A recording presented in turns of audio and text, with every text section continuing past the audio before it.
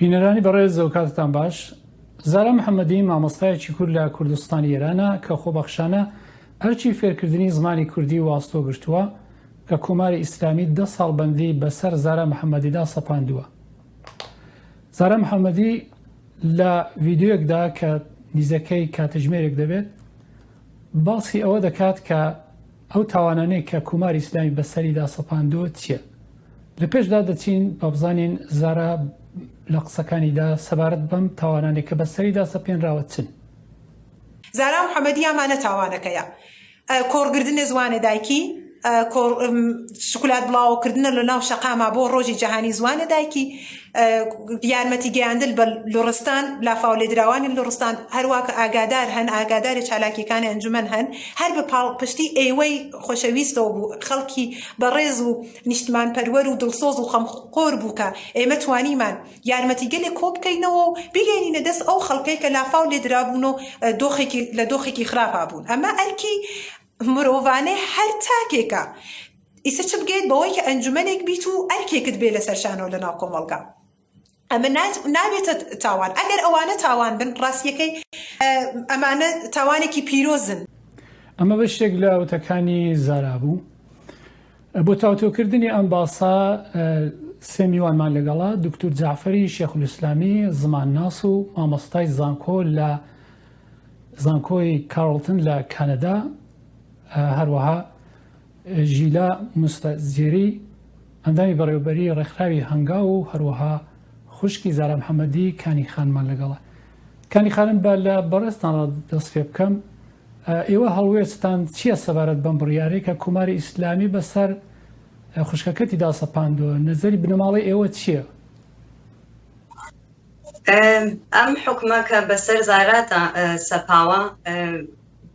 یەکجار ناحەقیەکی گەورە لەسەر زارا کراوە. زارا هەروە کە ئاگادارن یەکێک لە ئەندامانی ئەسڵی ئەنجومەن فەرهەنگی کۆمەڵایەتی نۆژینە کە یەکێک لەو کەسانش بوو کە ئەم ئەنجومەنیانە تەئسیس کردووە. بۆ ماوەی 10 ساڵە ئەنجومەن و هەروەها تاکی زارا بە چالاکیەکانیانەوە خزمەتیان بە کۆمەڵگا کردە و تاکی زارا بە هەستێکی دڵسۆزانە و هەستێکی بەرپرسانە لەم ماوەی 10 ساڵە بە چالاکیەکانی وەکو تەدریسی زمانی دایکی و هەروە بە خوێندنەوە و زانیاری لەسەر گیرە و کێشەگەلێکە لە کۆمەڵگای ئێمە بەسەر خەڵکازاڵە هەوڵێکی یەکجار گرنگی لەسەر کاریگەری ئەرینی لەسەر ئەو چارەسەرکردنی ئەو کێشەکە لە بووە. ئێستا بەپەی ئەم حکومە دەبێ زارا 10 ساڵ زندان تەحمل بکە. زارا 10 ساڵ زمانی کوردی تەدریس کردو بەپەی هەر ئەو ماوەی کە 10 ساڵ ئەو ماوەی کە زمانی تەدریس کرد دەبێت 7 کێشەی. لە سەرەتاوە زارا بە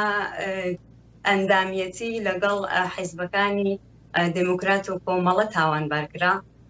ئەگەر بە کەمترین زانیاری کە و ئێمە ئەزانین کە وەها تۆمەتێک بێپایە و ئەساسە، چۆن کە شتی وەها لە چوارچێوەی چالاکیەکانی ئەم دوو حیزبە ناگونجێ. یەک نەفەر ناتوانێت بە تەنیایی هاوکات ئەندامی هەردوو حیزب بێت و چالاکی بۆ هەردوو لایەن بکە و نەیانتوانی ئەم تۆمەتە بەسەر زارا بسەلمێن و پشتی پێڕاستکەنەوە. هاتنە سەر ئەوەی کە زارا گروهی تەشکیل داگە دژ بە ئاسایشی ئێران. ئەم گروهە کە زارا تەشکیلی داگە بۆ خۆیشیان تعریف نەکریاگە، یعنی هیچ ڕوونکاری و هیچ ئاشکرایەکی لەسەر ئەم گروهە نەکریاگە. ئایا ئەم گروهە کین؟ چ کەسگەلێ عەزبی ئەم گروهەن و چالاکی ئەم گروهە چییە؟ ئەگەر مەبەستیان ئەنجومەن نۆژینە، ئەنجومەن نۆژینیش هاوکات لەگەڵ زارا دادگایی کراوە، شکایەتی لەسەر بوو، بەڵام ئەنجومەن نۆژین لە هەر شێوە تۆمەتێ تەبرئە کریا و کەسێک کە وەک زارا کە بەرپرسی ئەنجومەن بوو و هەر لە سەرەتای تأسيسي أنجمن لنا أنجمن بو ومحوري چالاکیەکانی ئەنجومەن بوو وها حکمێکی ظالمانەی بەسەر داسەپاوە. زۆر باشەمە دینە سەر باسی ئەنجومەنی ئەو ئەنجومەنێکەتیدا کاری کردو. دەستمە لای دکتۆر جعفەری. کاک دکتۆر کازارەت لە قسە دەکا باسی پێناسە و باسی زمانی کوردی دەکا. ئێوە کە پسپۆرن لەم بوارەدا بەڕای ئێوە پەیوەندی نێوان پێناسەی مرۆڤ لەگەڵ زمان چییە؟ بۆ زمان ئەوەندە گرینگە بۆ کەسێکی وەک زارا کە گیانی خۆی پێ لە مەترسی دەخات؟ ناسنامە شتێکێکە ئێمە درستی دەکەین. دیارە هەمومان لە ناو بنەماڵەیەکدا لەدایک دەبین یان لە کۆمەڵگەیەکدا لەدایک دەبینەوە بۆ خۆی چەشنێک ناسنامەی لەگەڵە. بەڵام ڕاستەقینەوەیە کە ئێمە ناسنامە بە درێژایی زەمان دروست دەکەین بە کارەکانمان بە خوێندنەوەکانمان بەو چیرۆکانەی جۆمان لێ دەبێ بۆ گۆرانیانەی دەیبیسین و دەیڵێن ئەمانە زۆربەیان بە زمانی دایکی دەکرێت بە زمانی یەکەم دەکرێت. لەبەرەوە دەتوانین بڵێن ناسنامە سازکراوێکی زمانیە، سازکراوێکی گوتاریە و هیچ زمانێکیش ناتوانێت لە هەستی کەسێک لە ڕوحی کەسێک لە مشتی کەسێک نزیکتر بێ لە زمانی یەکەم و لە زمانی دایک. لەبەرەمە پەیوەندی زۆر چڕ هەیە لە نێوان زمان و ناسنامەدا. بەڵامەوە تەنیا ئەم شتەش نییە. خوێندن بە زمانی دایک زۆر لایەنی تری هەیە کە بەڕاستی دەبێ ئێمە زۆر لەسەری ورد بینەوە بۆ وێنە لە بواری هۆشەکیەوە لە بواری پەروەردەبوونی مێشکەوە. لە ئەفریقا بە دەیان لێ کۆڵینەوە بە نەڵم سەدان بەڵام سەدانیش هەن نیشاندراوە کە خوێندن بە چەند زمانان بە تایبەت دەستپێکردن بە زمانی یەکەم دوایی فێربوونی زمانی دیکەش تەئسیری ڕاستەوخۆ دادنێ لەسەر هەست و ڕوحیەی منداڵ. ڕوحیەیان هەستیان بەرەو سەرتر دەبا ئەو مناڵانە زۆرتر شانازی بەخۆیان دەکەن بەوە کە چێن و لە بواری هۆشەکی و مشتیشەوە قابلیەتیان دەچێتە سەرتر. هەمومان زۆر ئاسانە بەڕاستی لەوە تێبگەین بەڵام هێندێک کەس بەداخەوە نایانەوێت تێبگەن کە کاتێک منداڵک دەچێتە فێرگا دەبێ بۆی ئاسانتر بێ کە بە زمانی یەکەمی بچێتە فێرگە. بۆ لەبەرەوە کە کاتێمە دەچینە فێرگە بەس زمان فێر نابین. ئێمە لەلایەکەوە لێهاتووی ئەکادمی فێر دەبین بۆ وێنە چۆن بخوێنینەوە، چۆن بنووسین، چۆن ڕەخنە بگرین، چۆن پرسیار بکەین، چۆن تەکستێک کورت بکەینەوە. لەلایەکی تریشەوە ئێمە زمانێکیش فێر دەبین. دەی باشترە بە زمانێک ئەتۆ لێهاتووی ئەکادمیانە یا ریاضیات یا فیزیک فێربی بە زمانێک کە دەیزانی بۆەوەی کە فشارت کەمتر لەسەر بێ ناچار نەبی دووشت سێشت بەیەکەوە فێربی. ئەمەش لەلایەکی ترەوە. لەلایەکی ترەوە بۆ وێنە لەو پەیوەندیەدا ئەوە دڵم دوایە دەزانم بە پەلەی سەر دۆستانی تر بەس ئەوانی تر دڵم و بەجاریش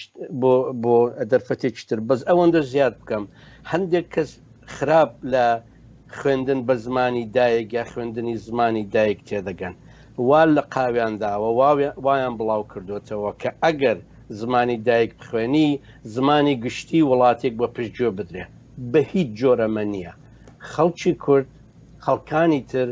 جێل نین کە ئەمە نەزانن فێربوونی فارسیش بۆ وان گرینگە یا فێربوونی تورکی لە تورکیا بۆ وان گرینگە لەبەر ئەوەی کە پێویستە بچنە زانکۆ لەبەر ئەوەی کە پێویستە کاری باش پەیدا بکەن. کەوا بوو کێشەکە لەسەرەمە نییە کە زمانێک فێر بکەی و زمانەکانی تر وەلا بنەی بەڵکو بابەتەکە ئەمەیە کە هەتا زۆرتر زمان فێربین باشترە. بەڵام باشترە کە بە زمانی یەکەم دەست پێ بکەین چونکە کەسێک کە زمانی یەکەمی خۆی فێر دەبێ دەتوانێت ئاسانتر و ساکارتر زمانەکانی دیکەش فێر بێ جا 2 بێ 3 بێ 4 بێ 5 بێ 6 بێ. ژیرا خانمەگەر ئێوە لە بیرتان بێ نیزەکەی 10 ساڵ لەمەوە بێش فەرزادی کەمانگەر هەر نیزەکەی بەو تاوانە بە تاوانی دەرستانی زمانی کوردی ئەویش وەک مامۆستایەک لە سێدارە درا. یعنی 10 ساڵەوە پێش مامۆستایەک لە سێدارە درراوە دوای 10 ساڵی دیکە خانمێکی دیکە هەر بەو تاوانە تاوانی دانانی وانەی کوردی 10 ساڵ بەندی بەسەردا دەستە پێندرێ. ئێوەکو ڕێکخراوی مافی مرۆڤ ئەم چۆنی دەبینن ئەم دوو ڕووداوە بە دوای یەکدا و لە ژێر سایەی کۆماری ئیسلامیدا؟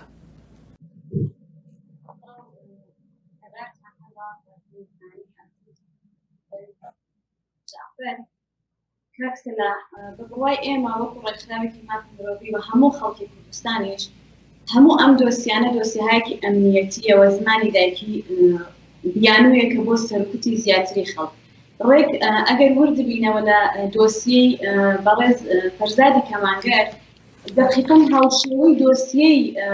خاتوزارە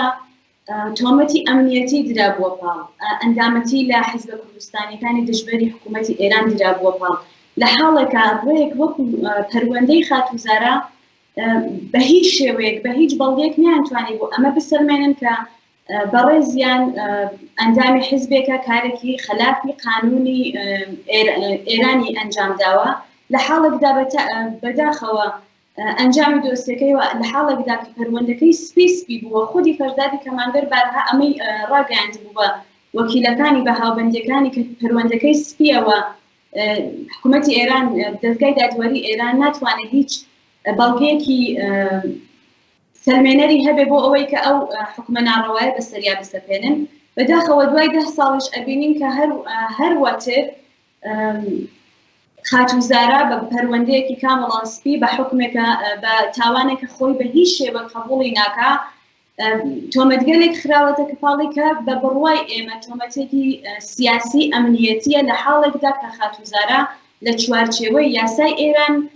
لە چوارچێوەی ڕێکخراوێکە مجەوزی ئێرانی هەیە چالاکی کردووەوە بە هیچ شێوەیەک ئەم تۆمەتانە حتا بەپێی خودی قانونی ئێرانیش ناخرێتە ئەستۆی خاتوزارە و بێبنەمان ئەم تۆمەتانە کە خراونێتە پاڵی و بە ئێمە ئەڵێ کە ئەمە هەمووی پارادۆکسێکە کە دەستگای دادوەری ئێران سیستمی ئیتلاعاتی ئێران و دەسەڵاتدارانی ئێران تەنها بۆ سەرکوتی زیاتر کە پێشتر دەستیان پێکردە 40 ساڵ لەمەوە پێش دەستیان پێکردە فەرزادی کەمانگەر قوربانی بۆ چالاکانی دیکەی فەرهەنگی و مەدەنی و ئەدەبی قوربانی بوونە ئێستا نۆبە گەیشتووە بە خاتوزارە کە بەداخەوە بە بڕوای ئێمە و هەموو قوانینی حقوق بەشەری و هەموو قوانینی حقوق بەشەری چەوساندنەوەی خاتوزارە و هاوڕێکانێتی بە تایبەت ڕێکخراوی نەوژین کە ئێمە پێمان وایە هەموو زەختەکە لەبەر کار و چالاکی ڕێکخراوی نەوژین و تأثیر و کاریگەریەکە لە ناو کۆمەڵگا بە تایبەت پارێزگای سنەبوویەتی ئەنجام دەدرێت. ژیلە خان تۆش ئاماژەت پێکرد کە یەکێک لەو ئەو تاوانانی کە کوماری ئیسلامی خاتە سەر ئەو کەسانە بە تایبەت ئەو مامۆستایانە و بەشی زۆرتری مەسەلەی ئاسایشی ئەمنیەتە هەر لە بەشێک لە وتەکانیدا کە لە سەرتۆری کۆمەڵایەتی بڵاو بۆتەوە زارا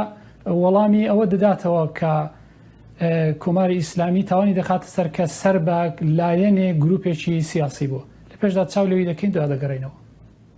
من ئێستا لە ئەم تریبوونە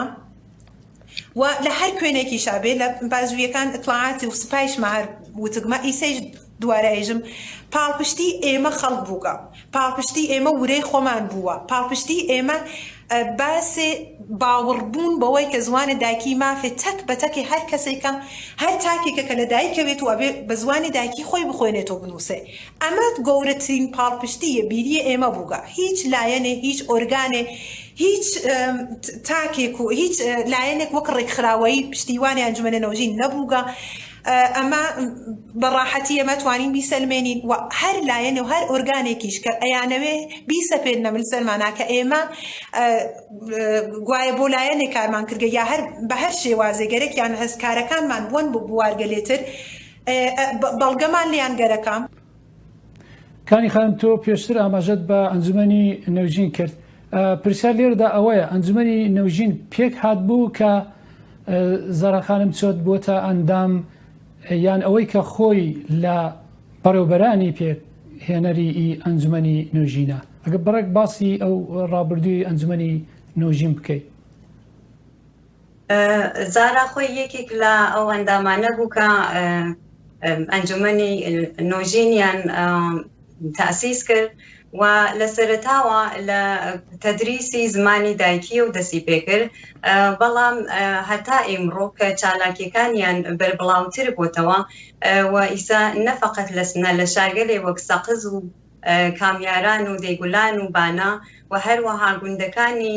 پارێزگای سنا ئەم کلاسکە لە بەڕێک و چووکە و لە ڕێگەگەلێترەوە چالاکیەکی لە بەرچاویان بووگە لە کۆمەڵگا یەکێ ئەوەی کە لەسەر گیرە و کێشەگەلێکە ناو کۆمەڵگای ئێمە هەیە هەوڵیانداگە کە کاریگەریان ببێ وەکو کێشەی بێکاری وەکو کێشەگەلێکە بەداخەوە گەشتگیرە لە کۆمەڵگای ئێمە کە مەسئلەی خۆکوژیە یا وەکو کێشەگەلێکی ناو بنەماڵەیی وەکو تەلاق و ئەو شتانە هەوڵێکی زۆریان داوەکە کاریگەرییان بێت لەسەر چارەسەرکردنی ئەو کێشەگەلا و ئەنجومەن ئیسا وەکو ئەنجومەنێکی مەردوم نەهات زۆر بەربڵاو و لایەنگەریکی زۆری هەیە بە شێوەیەکە لە تواو ڕۆژهەڵاتە ناسراوە یەکێتر لە چالاکیەکانیان و هەوڵدانیان ئەوە بووکە بۆ مەلەرزەی کرماشان و هەروە لە لافاوی لۆرستان هەوڵێکی یەکجار زۆریاندا کە یارمەتی خەڵکی کۆ بکەنەوە و خۆیان شەخسەن بیبەن و بیگەێنن بە دەست خەڵکی لێقەوماو کە ئەم بابەتە یەکێک لە گرنگترین بابەتگەلێک بوو کە زارا بە هەفتەها لەسەری بازجویی کرا کە بۆچە وە بەچە ئامانجێکە و ئەنجومەن نۆژین یارمەتی گەیان بە خەڵکی لۆرستان ئەمە زۆر سەیرە یانێ ئەو هەڵمەتەی کە ئەنجومەن نۆژین بووی لە بەرابەر ئەو ڕووداوە دڵتەزێنانە بوو بە پرسیار بۆ حکوومەت ئەوان بە دژی حکوومەت چاوی لێ ئەەکەن. دکتۆر جعفەر پەیامەکەی زارا ڕوونە و هەروەک لە وێنەکانیشدا دەیبینن ئەمە وانەی هەیە و قوتابی هەیە و دەرسیان پێ دەڵێتەوە. پرسیارەکە ئەوەیە بۆچی دەبی دانانی وانەیەکی زمانی کوردی لەلایەن کەسێکەوە ئەوەندە مەترسی هەبی بۆ ڕژیمێک کە ڕژیمی کۆماری ئیسلامیە؟ بەداخەوە لە سەردەمی دامەزراندنی نەتەوە دەوڵەتی مۆدێرنەوە کەمینەکان یانەوەی کە لە چوارچێوەی دەوڵەت نەتەوەکاندا پێیان دەڵان قەومەکان یان گروپەکانی ئیتنیچی دیارە کورد بەخۆی دەڵان نەتەوە لە ڕوانگەی منیشەوە نەتەوەیە بەڵام ئەمانەوەی کرد لە دەسەڵات دانین بەداخەوە هەمیشە وەکو بەرهەڵستێک چاولێکراون لە ئاست دامەزراندنی نەتەوەیەکی یا دەوڵەت نەتەوەیەکی یەکگرتو و یەک ڕەنگدا بەداخەوە ئەمە لە تیۆری دیموکراسی و لیبرالیزمی کۆنەوە سەرچاوی گرتۆ شتێک نییە بەڕاستی سەر بە ڕۆژهەڵاتی ناوەڕاست بێ بە ئەم ڕاستیە بڵین بەڵام ڕۆژهەڵاتی ناوەڕاست وڵاتانی وەکو تورکیا وەکو ئێران و زۆر وڵاتی دیکە لە ئەفریقا لە شوێنی تر بەداخەوە ئەم شێوازایان ڕەتچاو کرد و دوای سیستمی فەڕەنسی کەوتن کە سەردەمانێک زمانە کەمینەکانی خۆی سەرکرد دەکرد و دوی سیستمی ئینگلیزی کەوتن کە هەرم کارایان دەکرد بەڵام ئەم وڵاتانە دەمێکە بەخۆدا هاتوونەوە ئەم وڵاتانە بۆیان دەرکەوتووە کە دەتوانی یەکگرتوویت لە هەمەڕەنجیدا هەبێ لە جۆرا و جۆریدا هەبێ بۆیان دەرکەوتووە کە کاتێک منداڵی وڵاتێک چەند زمان دەزانێ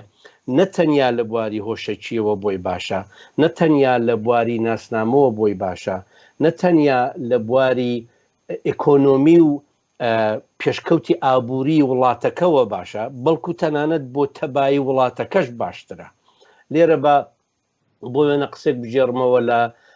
فەرناندۆ ڤێرێنی ئێستا کە نوێنەری ڕێکخراوە یەکگرتووەکە نوێنەری کەمایەتیەکانە لە ڕێکخراوی نەتەوە یەکگرتووەکان قزار چەند مانگ لەمەوە بەریش لە کوردستان بۆ هەندێک قسەی کردن بارحاڵ دەڵێ هەر سیاسەتێکی زمانی کە تەنیا یەک زمان بەڕاسمی بناسێت و زمانەکانی وڵاتێک و پشتگوێ بدات زمانەکانی دیکەی وڵاتێک وە پشتگوێ بدات ڕیسکێکی گەورە دەکات چونکە ئەم کارە دەبێتە هۆی دابڕان نەک یەکگرتووی لە باتی پێکەوە ژیان و تەبایی سیاسەتی زمانیە کە بە باشی تەکبیری بۆ نەکراوە ئاکامی بە پێچەوانی لێ دەکەوێتەوە و بەداخەوە تا ئێستا لە زۆر وڵاتان ئەنسانی لێزان و لێهاتوو کە بەرژەوەندی خەڵکەکەی بە تەواوی بوێ بەرژەوەندی وڵاتێکی بوێ بەرژەوەندی لەمەدا ببینێ کە خەڵک بە زمانی جیاواز بە کولتوری جیاوازەوە بە تەبایی پێکەوە بژین بەداخەوە ئاوای نابین و بۆچی ژیلا خانمیش گوتی بۆ وێنە بابەتێکی وەکو گوتنی زمانی دایکی دەکەن بە بابەتێکی ئەمنیەتی و سیاسی کە نابێ وابێ. ژیلا خانم خۆشتان دەزانن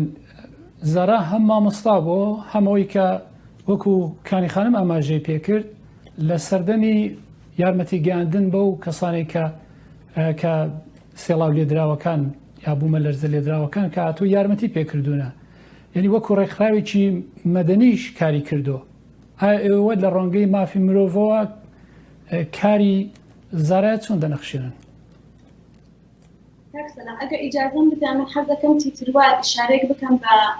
بە ئەو ڕەوتی سەرکوت و تۆقاندنە کە ڕژیمی ئێران بۆ سەر چالاکانی مەدەنی و فەرهەنگی و ئەدەبی هەیەتی لە سەرەتای ساڵی 2020 ینی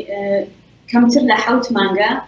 270 کەس لە چالاکانی مەدەنی و فەرهەنگی بە تۆمەتی جۆراوجۆر بە تۆمەتی واهی بەڕاستی گیراون ئەشکەنجە دراون لە زیندان خراون لە دەست بەسەرگەی ڕاگیراون بەشێکیان تا مانگها هەر وەکو خاتوزارە وەکو نمونەی خاتوزارە بنەماڵەکانیان هیچ ئاگاداری وەزعیەت و بارودۆخیان نەبوو نانزانی مناڵەکانیان لەکوێن 10 کەس لەم 270 کەسە ژنانێک بوون کە چالاکی ئەدەبی بوون ژنانێک بوون کە لە حوزەی ژینگە پارێزیە چالاک بوون فعالی مافی ژنان بوونە حتا ئێمە مەوردمان بووە هاوشێوەی خاتوزارە خاتونژگانی کاوسی کە ئێستا ئەوش 5 ساڵ زیاتر لە 5 ساڵ حکمی بەندکرانی بەسەردا سەپاوە ئێستا لە زیندان بەسەرەبا بەداخەوە ئەم ڕەوتە لەسەر چالاکانی مەدەنی دەری دەخات کە حکوومەتی ئێران چەندە لە چالاکی کۆمەڵایەتی چەندە لە چالاکی فەرهەنگی ئەدەبی خەڵکی کوردستان بە تایبەت ئەترسێ و دەزانێت کە هەر ئەم چالاکانە دۆسۆڵی خەڵکن و منداڵان و داهاتووی ئەم گەلە مسۆگەر ئەکەن بەداخەوە هەر لە ئەمڕۆ بەشێکی دیکە لە هاوکارانی خاتوزارە کە پێشتر ئەوانیش دەست بەسەر کرابوون بنەماڵی عەباسی کاک سیروس کاک ئازاد و خاتوو فەریدە کاک خێزانی کاک سیروسە بە تۆمەتی ئەوەی کە بەشداریان کردووە لە ڕێوڕسمێکی ڕێزگرتن لە ڕۆژی زمانی دایکی دەست بەسەر کرابن و ئەمڕۆ دادگاییان نەبوو یەکێ لە تۆمەتەکانیان ئەو بوو کە بەشداریان لەو چالاکیانە کردیان ئێمە دەریەخە ئەم حکوومەتە ئەم ڕژیمە بەڕاستی خەریکە هەموو شتێک لە ڕۆژهەڵاتی کوردستان ئەمنیەتی و سیاسیەکە ینی حتا 4 ڕۆژی دیکە ئەگەر خەڵک هەر ئەوە بێدەنگ بن هەناسەدان حتا قسەکردن وەکو چۆن حکوومەتی تورکیا قسەکردن بە زمانی کوردی بە تاوانەزانی لە ڕۆژهەڵاتی شەر ئەو ڕۆتە دەست پێ دەکا ئەڵبەتە حەزەکەم شتێک ئیشارە پێ بکەم کە خۆشبەختانە بەڕاستی ڕێکخراوی نەوژین لەگەڵ کار و چالاکی کە خۆی کە لەم 10 ساڵا بەردەوام بووە ئێستاش لەوەی کە کەوتێتە تنگانە لەوەی کە حکوومەت فشارێکی زۆری بۆ هێناوە دیسان نقطە عەتفێک وەرچەرخانێک بۆ مبارزە بۆ مقاومەت کە فێری خەڵکی کوردستانەکە کە وەرن ئێوە پشتیوانی لە چالاکانی خۆتان بکەن پشتیوانی لە خەڵکەکەی خۆتان بکەن کە خزمەت بە خۆتانەکەن بەڕاستی مقاومەتێکیان دەست پێ کردووە کە خەڵکێکی زۆر لە ناوخۆی کوردستانیش لەگەڵیان کەوتەوە ئەمە نیشانەدا کە چالاکی ئەم ڕێکخراوە چالاکی کەسانی وەکو خاتوزارە کاریگەریکی ڕاستەوخۆی بۆ لەسەر وشیاری خەڵکە وەکو 10 ساڵ پێش نییە کە فەرزادی کەمانگەر ئەعدامە کرێەوە خەڵک بێدەنگ دەبن هەرچەند بۆ ماوەی چەند ڕۆژ اعتسابات ڕاگەێنە بەڵام ئەو ڕۆتەکە ئێستا هەیە زۆر جیاوازە ئەوەیش مەدیۆنی میدیای کوردیە مەدیۆنی چالاکانی کوردی وەکو خاتوزارە و هاوکارەکانی ڕێکخراوی نەوژینە کە بەڕاستی لەم چەند ساڵەدا لەگەڵ فێرکردنی زمانی کوردی وشیاری خەڵکیشیان بردوۆتە سەرەوە ڕێک حکوومەتی ئێران لەم بابەتە ئەترسێ.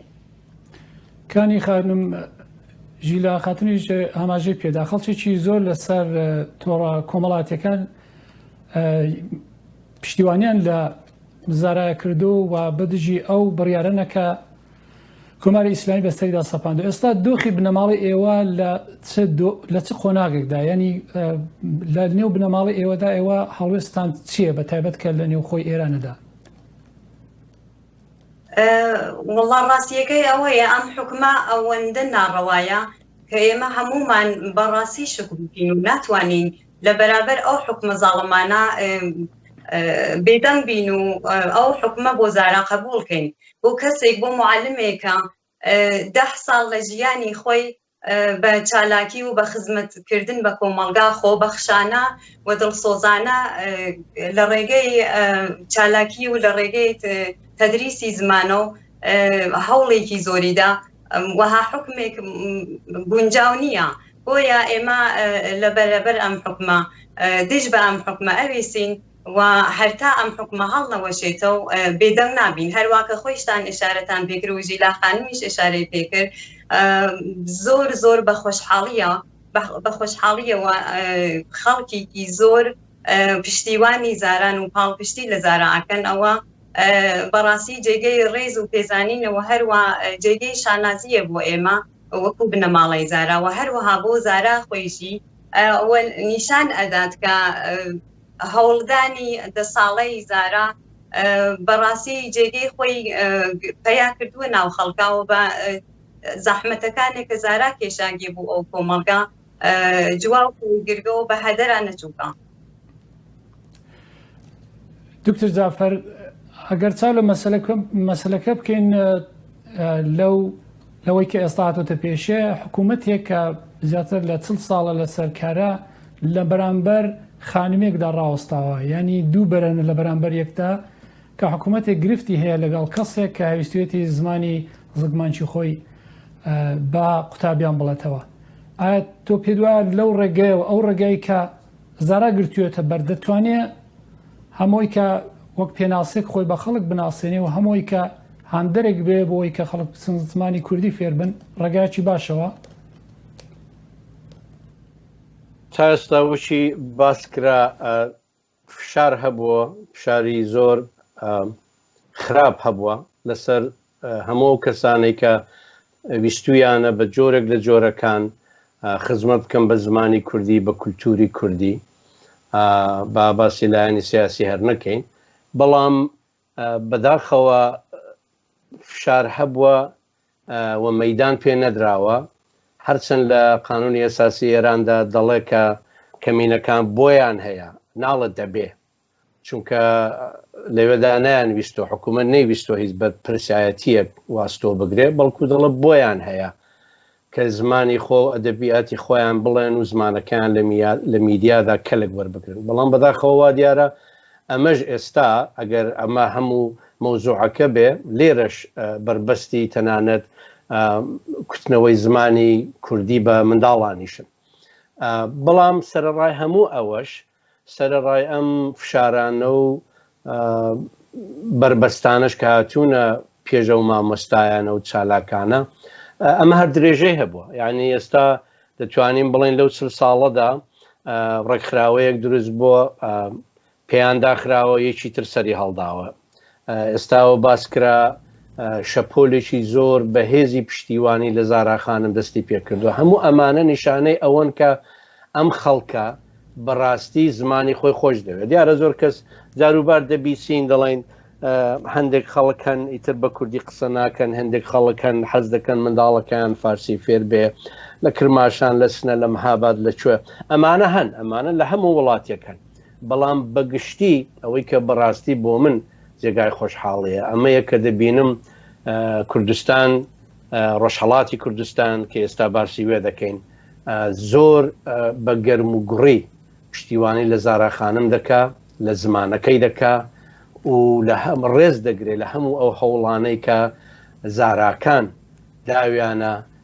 بە درێژایی مێژووی با بڵێن لانی کەم ئەو 100 ساڵی کە بوشیاری نەتەوەیی و ئتنیکی سەری هەڵداوە پشتیوانی دەکەن و ناهێڵن ئەم ڕەوتە هەروە بە سانایی ڕاوەستێ و ئەو ئاگرە بکوژێتەوە.